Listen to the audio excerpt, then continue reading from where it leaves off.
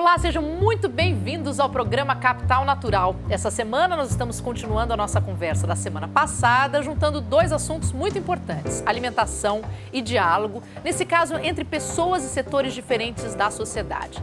Estamos conversando com a Denise Chaer e conhecendo o projeto que ela fundou, os Novos Urbanos, que tem a missão de estimular esse tipo de diálogo e propor ações disruptivas, ou seja, que possam realmente transformar algumas questões importantes da sociedade. E agora nós vamos receber também o Paulo Magrão, vice-presidente da Associação Capão Cidadão e coordenador do Ponto de Cultura Alimentar existente na associação. Bom, eu vou começar, sei que o Paulo acabou de chegar no programa e tudo mais, mas quem não assistiu na semana passada, atualizar um pouquinho, Denise. Quer dizer, vocês hoje com os Novos Urbanos conseguiram um diálogo muito importante no setor de bebidas, né? Trazendo então principalmente a Coca-Cola como parceira, e hoje nós não temos desde o começo de agosto a distribuição e a venda para escolas infantis de refrigerantes e sucos que contenham açúcar, apenas o suco 100% e a água. Dito isso, quem não viu o programa assista para não ficar tão perdido. Agora eu te pergunto, dentro dos novos projetos, tem essa parceria com a periferia, o Capão Redondo. Conta um pouquinho o que acontece aí. Na verdade, o Paulo faz parte desde o início do diálogo, né? Então a gente teve o Paulo, teve o Thiago, da Agência Solano Trindade, e o Bruno Capão, do Ateliê Sustenta Capão. A gente teve 3 representantes dessa região de São Paulo no diálogo, junto com outros atores. O Banco Itaú teve presente, a Mil teve presente, USP, alguns parceiros também, principalmente da Secretaria de Educação e de Abastecimento Agrícola da cidade de São Paulo. Então a gente teve aí pesquisadores, enfim, outros atores como o Instituto Alana. Nessa diversidade toda, o Paulo teve presente desde o início. Então, quando a gente começou o diálogo, a gente foi mapear o sistema de alimentação e nutrição e entender o que estava acontecendo nesse ambiente alimentar. Então, a gente visualizou 6 principais elementos desse ambiente alimentar.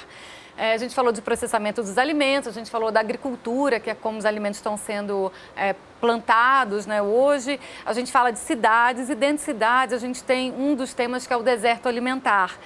E a gente fala de perda da identidade cultural alimentar, e aqui tem também uma questão forte que é o direito, né, do ser humano de ter acesso a uma alimentação adequada e saudável. A gente tem a publicidade como outro elemento do ambiente alimentar, e a gente tem a invisibilidade da obesidade infanto-juvenil. As pessoas não entendem ainda que a gente, como sociedade, está obesa. E o grupo se dividiu, quer dizer, como a gente falou no programa passado, né, é um diálogo de ação. Então, é um diálogo entre pessoas de diversos setores desse sistema de alimentação que precisam agir para transformar esse sistema. Quer dizer, se a gente tivesse a oportunidade de transformar o sistema, se tivesse nas nossas mãos, o que a gente faria? Então, o grupo se dividiu em diferentes temas, né? E o grupo do Paulo fez um projeto que a gente chama um protótipo, uma ideia de um projeto em volta do deserto alimentar, né, da falta de acesso que acontece, a gente nem sabe. O deserto alimentar, a partir de 400 metros, que você não acha o produto in natura para você comprar, ou seja, tomate, alface, cenoura, brócolis, chuchu, a gente não se dá conta, né, porque quem mora numa região que você tem tudo isso acessível para ser comprado e tem dinheiro para comprar, né, a gente não percebe o quanto esses alimentos não estão disponíveis para serem comprados, né? Então, o grupo ali claramente se juntou em volta dessa questão do deserto alimentar e se juntou muito a esse direito ao acesso, porque também, eu não sei te dizer se é mais caro ou não, mas eu acho que para preparar uma alimentação completa, por exemplo, você abre lá um pacote de miojo e você tem uma sensação de que você tem uma refeição completa. Então, quando você tem que preparar um prato completo, com uma proteína, com verdura, com legume, com cereal, então acaba ficando muitas vezes mais caro, né? Muito mais trabalhoso você montar tudo isso do que você abrir o pacote do miojo ou comer um pedaço de pizza e ter essa sensação de que você teve uma refeição mais completa. Então, eu ouso dizer, mas o Paulo vai falar melhor que eu acho que esse grupo se juntou para garantir esses direitos ao acesso a esse alimento, seja geográfico, que é o deserto alimentar, seja o acesso financeiro, de você conseguir comprar esse alimento, E olhando para a identidade cultural alimentar, quer dizer, a gente percebe muito na periferia, estudos foram mostrando para a gente, tem muito imigrante também, né? Assim, gerações de imigrantes, principalmente do Nordeste, que vieram para São Paulo, vieram para o Sudeste, comprando esse sonho da cidade grande e perdendo as suas referências culturais da sua terra, da sua história. Então, tem essa perda também da cultura alimentar, que não está na periferia, está no Brasil como um todo, mas a gente vê também muito localizado ali na periferia essa compra direta desse aspiracional de vida moderna, desse pseudo-aspiracional de vida moderna, que está encapsulado ali com a comida rápida, né, o que a gente chama do fast food. Nossa, é coisa pacas, né, Paulo? Quer dizer, começa me apresentando o que te levou, né, a ter interesse em trabalhar com novos urbanos e começando assim, o comecinho da conversa do porquê que a questão da alimentação é um problema no Capão Redondo.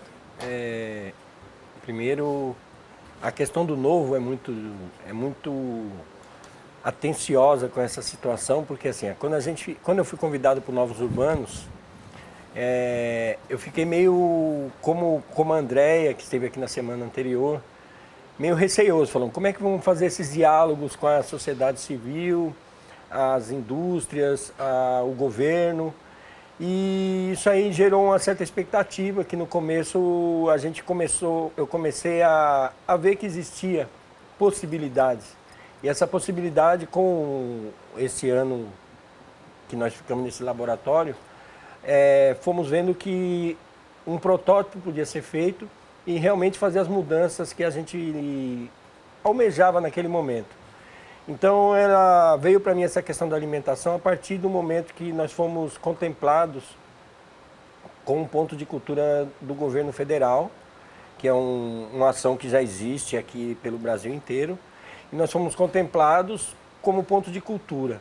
A cultura sempre foi muito distante da alimentação, assim. As pessoas veem cultura como teatro, dança, circo, e eu tive um olhar pensando na cultura alimentar a partir do momento que nós ganhamos uma cozinha.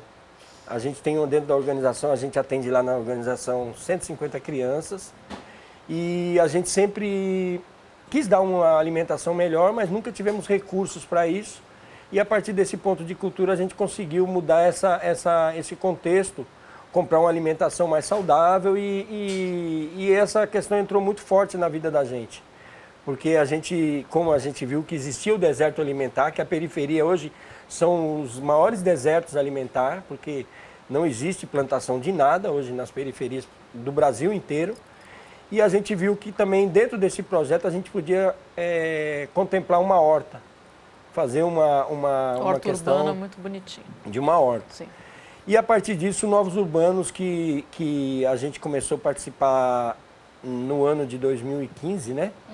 2015, foi abrindo mais esse leque de ideias e dentro do Novos Urbanos como é uma rede, tinham pessoas ligadas à horta, tinha pessoas ligadas à agronomia. Você não precisa nem começar do zero, né, Paulo? Porque você já tem essas outras áreas que já estão dispostas, talvez, a participar. Eu tive uma sorte de ter vários elementos no mesmo espaço que conseguimos capitalizar isso num sentido único, que foi nesse protótipo. O protótipo não é só uma horta. O protótipo é um restaurante coletivo, um restaurante subsidiado e uma cozinha coletiva. Tá. A gente começou a desenvolver a horta, a gente tem o planos também de desenvolver esses dois itens, para que a gente complete o ciclo, né? Então, essa questão da alimentação, ela veio a partir disso aí, da gente ter ganhado um edital do governo, que foi muito importante, aliás, acaba esse ano, e a gente já está tentando novas possibilidades para manter essa questão, porque a gente viu que a questão realmente muda as crianças, mudam as pessoas. Junto com isso aí veio banco de alimento, veio a sustentabilidade recolhendo óleo de cozinha, porque o alimento acompanha todo um processo, cadeia, né? É um processo que acompanha e não deixa nunca, ele vai sempre acompanhar esse processo. Então, Mas o problema da alimentação, aqui é pessoa de fora do circuito, é uma falta de informação aliada à falta de acesso? A questão do óleo, por exemplo, às vezes é falta de conhecimento de como ele deve ser coletado, o dano que ele causa, como pode ser revertido. Mas a falta também de dinheiro para comprar algumas coisas faz com que as pessoas optem por aquilo que está disponível e não busquem uma alimentação mais saudável. Isso é correto, não? Eu vejo a questão da alimentação muito simples, assim. A gente tem que olhar mais para o que a gente está servindo. Então, assim, a gente não está servindo uma boa alimentação para as crianças. A gente, lá na organização, a gente percebeu que, depois de um certo tempo, a gente estava totalmente errado em querer só encher a barriga. Porque, assim, a desnutrição e a obesidade, elas estão juntas. Eu tive um outro parceiro dos Novos Urbanos, que é o CREM. Eu chamei eles para pesar e fazer todo um diagnóstico das crianças, e a gente tem criança no mesmo espaço com obesidade e com desnutrição. Então, como que a gente vai lidar com isso no dia a dia? Porque as famílias de periferia, as mães deixam as crianças, vão trabalhar, então elas vão automaticamente, elas vão comer errado e algumas não vão se nutrir dos alimentos corretos. Então, a gente está com uma coisa que eu acho que a falta de informação é a mais eficaz nesse momento. Acho que existe uma grande falta de informação quanto à questão dos resíduos, das compostagens, do que se pode fazer pelo meio ambiente, desde a questão da água. Sem desperdiçar, né? Não, tanto desperdício como recolher a água. Assim, a gente tem um São Paulo que chove e as represas não enchem. Aonde está indo essa água? Exatamente. Estão indo para o rio, está indo para o esgoto. Eu falo do desperdício porque muitas vezes no alimento, né? A casca da banana, tem um monte de receita com casca de banana, que aliás eu já comi algumas e são deliciosas, né? A utilização do alimento até o fim, para que não se perca nada no processo. A mentalidade que a gente tem muitas vezes é assim, terra é suja, né? A mãe da gente já fala, pô, você sujou de terra. Então a gente fica sempre com aquela ideia, pô. Então quando você chama uma pessoa para trabalhar numa horta, a pessoa fala, não, é muito suja. E não é isso, a sujeira a gente então é sujo, né? Porque a gente é terra. A gente acha que é um retrocesso quando na verdade era um necessário avanço. Mas eu vou fazer uma pausa, um respiro rapidinho para o nosso primeiro intervalo e a gente já volta.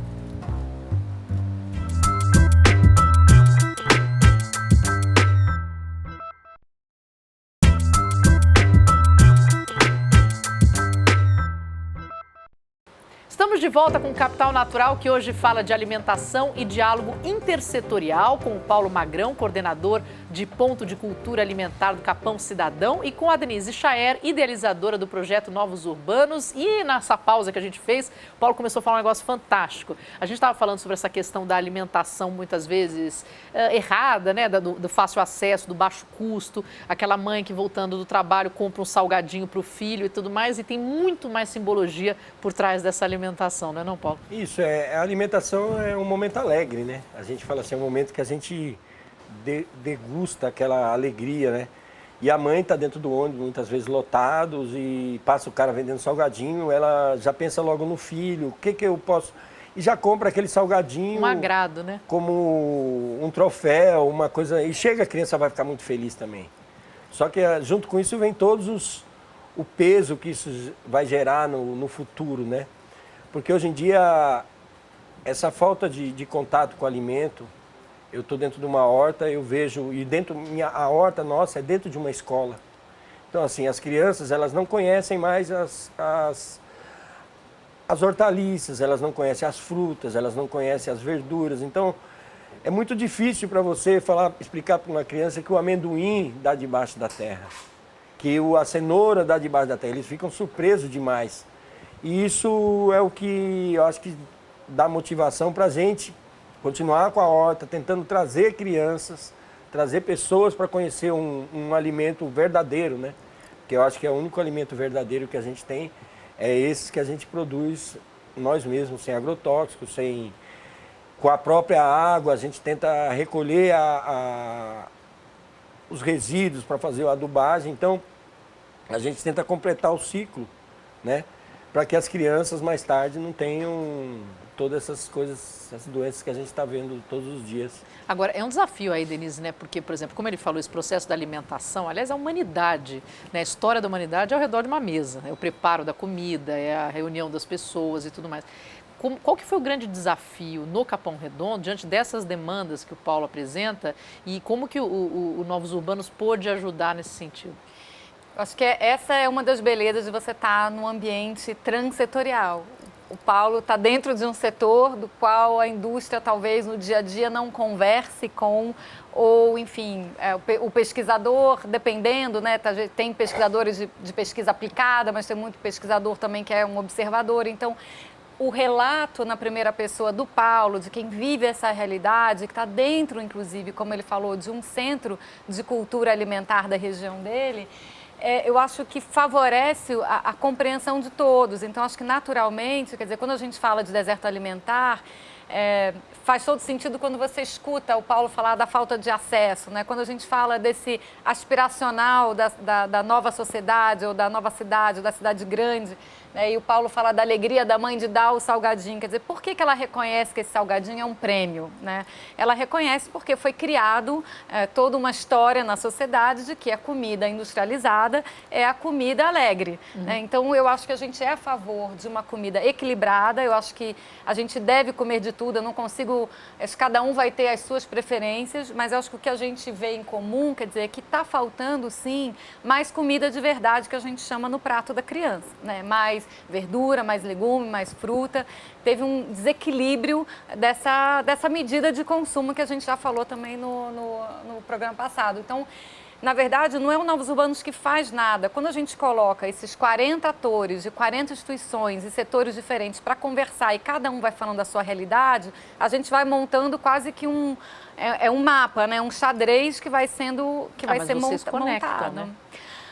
A gente conecta, a gente ajuda, eu acho que assim, não a gente, né? Mas quando a gente conecta, a gente ajuda que essa experiência prática do Paulo esteja embasada por um pesquisador, né, por um centro acadêmico, que pode, né, que pode fazer essas conexões e que esse projeto ganhe força. Eu não vejo muito como ajuda, eu vejo como uma parceria mesmo. Assim. A gente somos parceiros, na mesma, o ideal é o mesmo.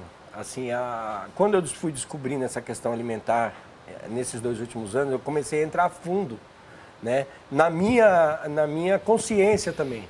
Porque até aí eu vinha 50 anos comendo... O salgadinho. Não, salgadinho, nem tanto salgadinho, mas de tudo, né? Porque quando você tem uma curiosidade alimentar, você vai... E eu vendo comida nordestina. Comida então, boa. assim, a gente comida pesada. Então, você começa a ver as diferenças a partir do momento que você observa que minha filha, tem uma filha hoje em dia que tem 30 anos, ela já tirou a vesícula. Por que você tira uma vesícula? Aos 30 anos. Pô, eu não dei comida, mas ela comia tudo que era porcaria, pode-se dizer. Então você começa a ver assim, pô, ela não comeu as coisas que eu comi. Ela não comeu as frutas que eu comi. Ela come e ela é declaradamente industrializada, assim. Ela tem orgulho daquilo. Então, assim, é difícil você conscientizar essas pessoas. Então...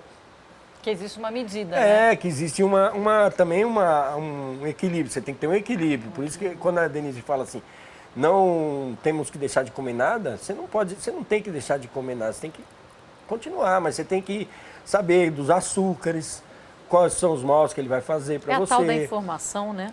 Com isso a o pessoa tanto de trabalha e sal faz que a suas gente escolhas. consome. Então você começa a ter mais consciência. Quando você fala, pô, no meu ambiente de trabalho hoje em dia, o açúcar no café, cada um põe o seu. Você chega numa padaria hoje em dia, tá lá o tanto de açúcar, o café já vem adoçado. Então como é que você vai lidar com isso? Até bem pouco tempo atrás, quer dizer, alguém escolhia por você uma quantidade X e você não conseguia... Então, a partir dessa consciência que a gente está mudando o conceito. Eu acho que esse conceito é bem lento ainda, a gente vai sofrer muito. Porque é difícil você ir no mercado hoje em dia e não achar o que você quer comer. Eu mesmo, hoje em dia, eu tenho dificuldade. Eu chego, putz, isso aqui não dá, isso aqui dá. Daí você começa a olhar rótulo, daí você começa a achar, não, você está ficando louco. Não estou ficando louco, pô, isso aqui vai fazer bem para mim, né? Então, daí você começa a ter informação, você começa a ver que você estava realmente com alguns equívocos, né? O suco de caixinha, que você olha, o suco de caixinha é saudável. Não, não é saudável. Nem todos, né? Não, tem alguns que não são. Mas você tem que ler o rótulo. Claro. Mas você tem que ler o rótulo. Você tem que ler o rótulo, não pode fugir do rótulo. E então essa questão foi ficando muito clara com esses 2 anos de trabalho, e eu acho que cada vez vai ficar mais claro ainda, e a gente vai tentar implantar isso com as pessoas que cercam a gente, que é a nossa rede de proteção. Então eu tenho lá crianças, eu tenho minha família, então essas redes de proteção a gente tenta o tempo todo cuidar, né? Eu quero falar um pouquinho de resultado com você dessas redes de proteção, mas vai ser daqui a pouquinho, rápido, intervalo último, e a gente volta já já.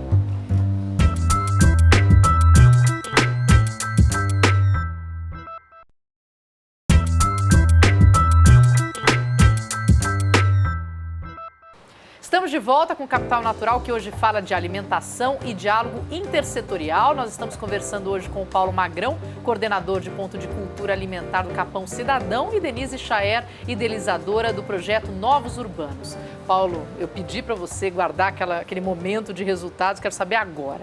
Nesses 2 anos aí, trabalhando em conjunto, pensando em conjunto, dialogando, como é que a alimentação do Capão Redondo começou a melhorar? Eu acho que o resultado ele começa no primeiro ano já, quando a gente conhece o Novos Urbanos, né? Porque o Novos Urbanos ele foi essencial nessa questão. Dentro do grupo das pessoas tinha uma pessoa da Secretaria de Abastecimento, Secretaria do Trabalho e Abastecimento, que abriu um leque de ideias, e um deles foi um banco de alimentos, que a gente lá tem esses alimentos, recebe da prefeitura e distribui para a comunidade, que é um resultado muito positivo, porque além de você ter como conversar com a comunidade sobre a questão alimentar, você está distribuindo gratuitamente. E também dentro desse grupo tinha um programa chamado Hortas e Viveiros, que são os viveiros e hortas do Cinturão Verde aqui da capital. E eles tinham uma bolsa, e como que nós conseguimos captar isso para uma horta? Eles fizeram uma proposta, falaram, arruma um terreno que a gente arruma as pessoas para pagar para trabalhar nessa horta. E a questão da horta, ela veio através dessa bolsa, desse grupo que eu reuni de pessoas, peguei pessoas de diversos conflitos, porque a periferia vive um conflito, então eu peguei gente que estava com problemas psicológicos, gente que estava desempregado, gente que estava com problema de famílias, e reuni 15, alguns que já tinham trabalhado em horta, outros que nunca tinham, nem sonhavam em trabalhar em horta, e reuni no mesmo espaço, essas são 13, agora são 15 pessoas. E começamos a horta como segundo plano. O primeiro plano era o desenvolvimento humano, porque eu acredito que a partir do desenvolvimento humano, a gente ia conseguir fazer uma horta. Então ficamos 1 mês fazendo conversas, eu mostrando as coisas que eu tinha, uma teoria, que a teoria U, que eu aprendi um pouco lá, tal. Eu falei, não, essa teoria é legal para mostrar para eles, pelo menos para... E fiquei 1 mês praticamente passando filme sobre agrotóxicos, tal, e consegui um terreno de um colégio e começamos as atividades. Isso há um ano, vai fazer 1 ano exatamente agora em setembro. E conseguimos ver que essa mudança mudou primeiro as pessoas. Hoje em dia, porque assim, você com pessoas com conflito, elas não têm muita responsabilidade, então você não tem horário, elas não têm muito incentivo no dia a dia. Então a gente começou a fortalecer esse incentivo, essa questão humana, para que eles conseguissem sair dos problemas pessoais. Eu tinha um rapaz que tomava remédio tarja preta lá, ele com 6 meses o médico deu alta. Olha. O outro melhorou a saúde, porque de manhã a gente faz ginástica, além de mexer com a terra, não é só a terra que é o essencial. A gente tem as conversas, os diálogos que a gente tem sobre política, sobre dia a dia, o jornal que eu pego de manhã e a gente lê as manchetes para entender, ouvidas, inseridas, para entender, porque essa questão das tecnologias hoje, ela deixa as pessoas muito distantes umas das outras. Então, e a gente vê isso claramente, em todos os lugares.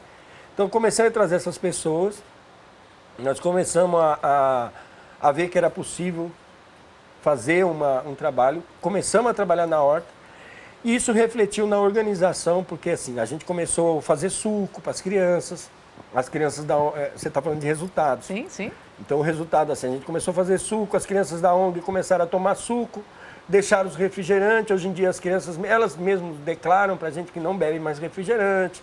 Então, a gente viu que é um ciclo muito importante, se a gente não tomar posse dele o tempo todo, e é a única salvação que eu vejo. Porque assim, eu vi que a gente tinha problemas com as crianças lá, daí a partir desse ano, do meio do ano para cá, a gente começou a dar almoço, que a gente dava só lanche também. A gente começou dando suco de pozinho. Hoje não, a gente dá suco com fruta, a gente dá almoço feito lá, a gente dá bolo.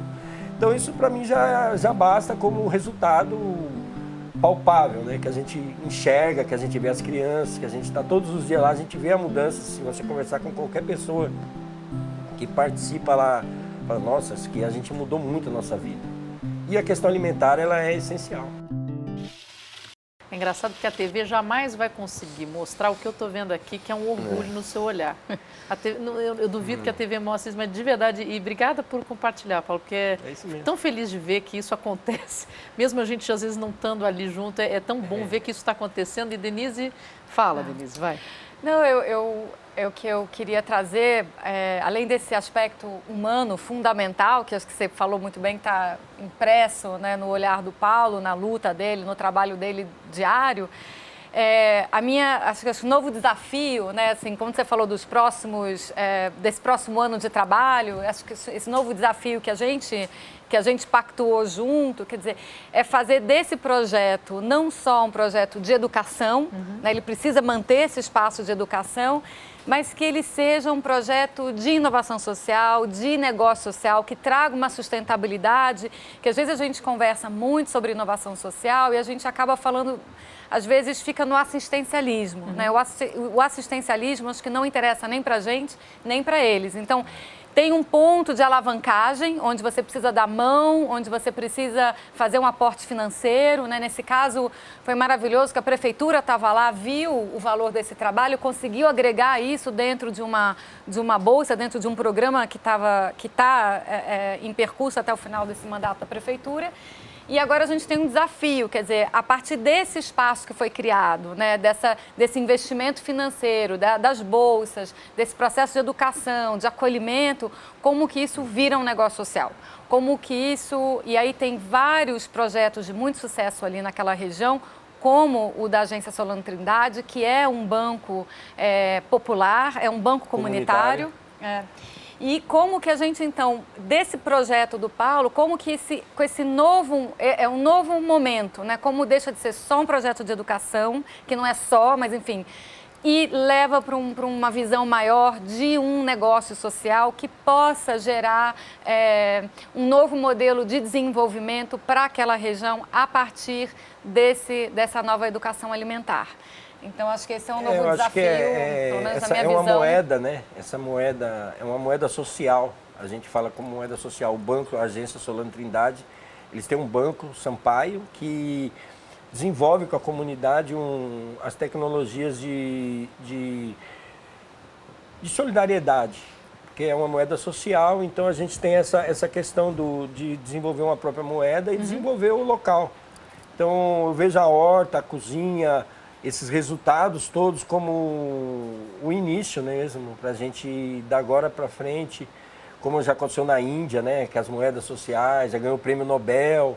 A gente aqui, eu não vejo outra solução para o combate do consumo acelerado que a gente vive, a não ser essas tecnologias que a gente tem utilizado micro, né? Ela ainda é micro, mas ela pode se tornar bem maior. Mas tem que sempre ter um começo, né, Paulo? Bom, eu faço assim hoje para vocês, porque, poxa vida, que programa maravilhoso.